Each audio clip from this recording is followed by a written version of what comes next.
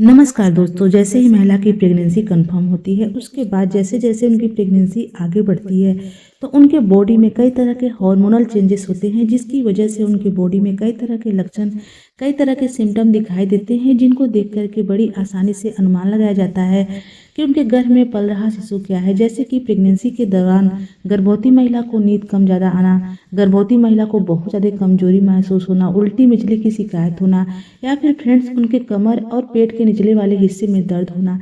ऐसे कई सारे बदलाव प्रेगनेंसी के दौरान गर्भवती महिला के बॉडी में दिखाई देते हैं, जिनको देख करके घर के बड़े बुजुर्ग बड़ी आसानी से अनुमान लगा लेती हैं कि महिला के गर्भ में पल रहा शिशु लड़का है या फिर एक लड़की है। तो आप वीडियो को शुरू से लेकर लास्ट तक देखिएगा, वीडियो को स्किप मत करिएगा, नहीं तो आपके डाउट क्लियर नहीं हो पाएंगे। तो चलिए शुरू करते हैं आज का वीडियो।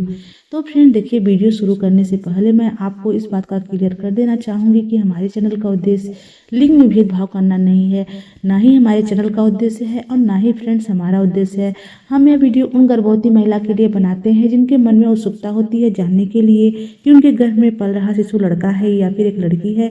बस उसी उत्सुकता को शांत करने के लिए वीडियो बनाया गया है। तो चलिए शुरू करते हैं आज का वीडियो। तो फ्रेंड देखिए, जो पहला सिम्टम है वह है प्रेगनेंसी के दौरान गर्भवती महिला की नाभि अंदर बाहर होने से बड़ी आसानी से बड़े बुजुर्ग अनुमान लगा लेते हैं कि महिला के गर्भ में पल रहा शिशु लड़का है या फिर एक लड़की है।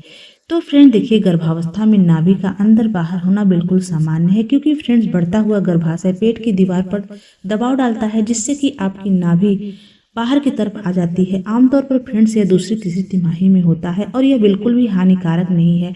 लेकिन फ्रेंड्स, अगर आपको दर्द बहुत ज़्यादा हो रहा है या फिर आपकी नाभि में आपको उभरा हुआ महसूस हो रहा है, यानी कि आपकी नाभि में ज़्यादा उभार है, तो आपको डॉक्टर से जरूर दिखाना चाहिए, बिल्कुल भी लापरवाही नहीं करना चाहिए। तो फ्रेंड देखिए, ऐसा कहा जाता है कि प्रेगनेंसी के दौरान गर्भवती महिला की नाभि के शेप को देख करके बड़ी आसानी से यह अनुमान लगाया जाता है कि महिला के गर्भ में पल रहा शिशु लड़का है या फिर एक लड़की है। ऐसा कहा जाता है फ्रेंड्स कि जैसे जैसे महिला की प्रेगनेंसी आगे बढ़ती है, प्रेगनेंसी के दूसरी या तीसरी तिमाही में यदि गर्भवती महिला की नाभि के शेप में बदलाव आ गया है, उनकी नाभि बाहर की तरफ निकलती हुई प्रतीत हो रही है। जैसे ही आपकी प्रेगनेंसी की तीसरी तिमाही स्टार्ट होती है फ्रेंड्स, इस दौरान आपकी नाभि बिल्कुल बाहर की तरफ नजर आती है, यानी कि बाहर की तरफ फेंक देती है। नाभि का उभार आपके बाहर की तरफ आ जाता है, जिसको देख करके घर के बड़े बुजुर्ग यह अनुमान लगाते हैं कि महिला ने एक बेबी बॉय को कंसीव किया हुआ है।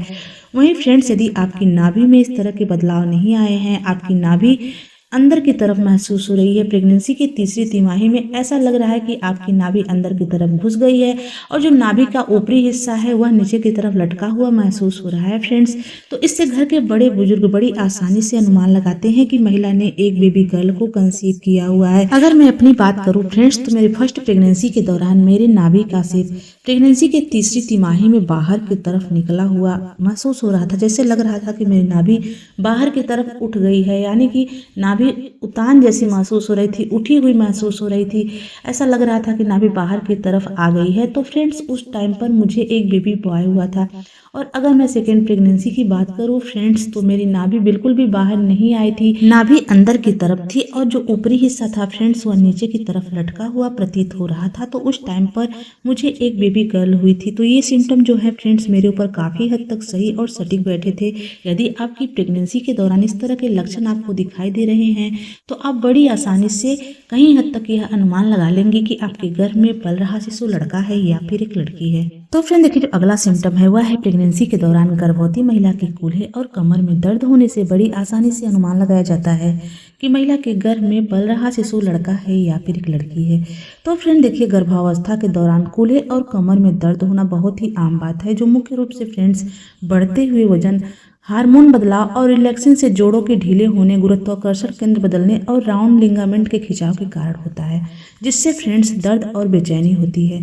तो देखिए, राहत के लिए आपको हल्की एक्सरसाइज, सही मुद्रा में बैठना और गर्म ठंडी सिकाई जैसे करना है। और अगर आपको ज़्यादा दर्द की शिकायत हो रही है, आपके कूल्हों में अगर गंभीर रूप से दर्द है, आपके कमर में अत्यधिक दर्द की शिकायत हो रही है फ्रेंड्स, तो आपको अपने डॉक्टर से ज़रूर सलाह लेनी है। तो फ्रेंड देखिए, ऐसा कहा जाता है कि प्रेगनेंसी के दौरान गर्भवती महिला की यदि कमर में हल्का हल्का दर्द बना हुआ है, प्रेगनेंसी के दूसरी तीसरी तिमाही में हल्का फुल्का दर्द हो रहा है, और जब कभी गर्भवती महिला लेटती हैं या फिर उठती बैठती हैं तो उनके कूल्हों में दर्द हो रहा है, दाहिने पैर में उनके नस चढ़ने जैसी प्रॉब्लम हो रही है, कूल्हों में दर्द होने की शिकायत हो रही है फ्रेंड्स, तो इससे घर के बड़े बुजुर्ग बड़ी आसानी से अनुमान लगा लेते हैं कि महिला ने एक बेबी बॉय को कंसीव किया हुआ है या फिर एक बेबी गर्ल को।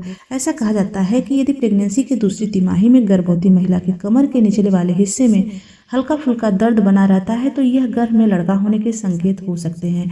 वहीं फ्रेंड्स, यदि आप जब भी लेटती हैं, सोती हैं या फिर उठती बैठती हैं तो आपके कूल्हों में दर्द होता है, आपके पैरों में नस चढ़ने की प्रॉब्लम हो रही है, खास करके फ्रेंड्स आपके दाहिने पैर में कूल्हों में दर्द होने की शिकायत हो रही है, तो यह गर्भ में लड़का होने के संकेत हो सकते हैं। इससे आप बड़ी आसानी से अनुमान लगा सकती हैं कि आपने एक बेबी बॉय को कंसीव किया हुआ है।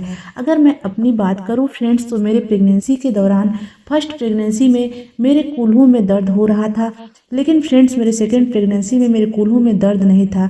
अगर मैं अपने कमर के दर्द की बात करूं फ्रेंड्स, तो मेरे कमर में बिल्कुल भी दर्द नहीं था, ना ही फर्स्ट प्रेगनेंसी में और ना ही सेकेंड प्रेगनेंसी में।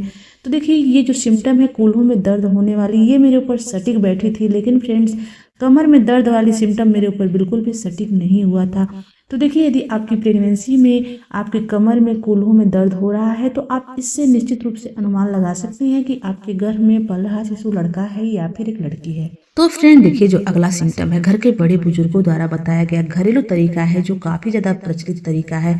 तो देखिए, ये जो तरीका है फ्रेंड्स, इसको प्रेगनेंसी कंसीव होने के बाद भी किया जाता है और प्रेगनेंसी कंसीव होने के पहले भी किया जाता है। ये एक टोटके की तरह है। तो देखिए, जो तरीका है फ्रेंड्स, प्रेगनेंसी कंसीव होने के पहले भी कई लोग इसको टोटके के रूप में करते हैं और कुछ लोग प्रेगनेंसी कंसीव होने के बाद अनुमान लगाने के लिए इस तरीके का यूज करते हैं। ऐसा कहा जाता है फ्रेंड्स कि यदि आपकी प्रेगनेंसी अभी कंसीव नहीं हुई है और आप प्लान बना रही हैं बेबी कंसीव करने के लिए, तो आपको ध्यान रखना है कि पीरियड आने के बाद चौथी रात्रि के बाद आप अगर छठी, 8वें और 10वें रात्रि में, 12वीं, 14वीं या 16वीं रात्रि में अगर पति के साथ संबंध बनाती हैं, इस दौरान यदि आपके बेबी कंसीव होता है फ्रेंड्स, तो यह माना जाता है फ्रेंड्स कि आपके आने वाला नन्हा मेहमान एक लड़का हो सकता है। वहीं फ्रेंड्स, यदि आपका बेबी विषम दिन में कंसीव हुआ है, यानी कि पीरियड के 5वें दिन में या फिर 7वें, 9वें, 11वें या 13वें दिन में अगर आपका बेबी कंसीव हुआ है फ्रेंड्स, तो इससे घर के बड़े बुजुर्ग अनुमान लगाते हैं कि महिला के आने वाला संतान एक लड़की हो सकती है। तो देखिए, इसका कोई भी साइंटिफिक रीजन नहीं है, कोई भी वैज्ञानिक प्रमाण नहीं है, लेकिन फ्रेंड्स धार्मिक दृष्टि से ऐसा होता है, ऐसी मान्यता है। धार्मिक रूप से यह माना जाता है कि इस तरह से बेबी कंसीव होने पर फ्रेंड्स गर्भ में लड़का और लड़की की प्राप्ति होती है। अगर आप बेबी का प्लान कर रही हैं तो आप इस तरीके का यूज करके भी बेबी प्लान कर सकती हैं, क्योंकि ऐसा होता है ना फ्रेंड्स, किसी दाम्पत्य को 2 पुत्र होते हैं, पुत्री नहीं होती है तो उनको पुत्री की ख्वाहिश होती है, और किसी दाम्पत्य को केवल पुत्री होती है तो उनको पुत्र की ख्वाहिश होती है। तो इस तरीके से यदि आप बेबी कंसीव कर रही हैं फ्रेंड्स, तो निश्चित रूप से आपको पुत्र या पुत्री की प्राप्ति अवश्य होगी। फ्रेंड्स, आशा करती हूँ कि आज की हमारी वीडियो आपको अच्छी लगी हो। अगर ये वीडियो अच्छी लगे तो प्लीज़ वीडियो को लाइक, शेयर, सब्सक्राइब कर दे। तो चलिए मिलते हैं किसी अलग वीडियो में अलग टॉपिक के साथ। तब तक के लिए नमस्कार।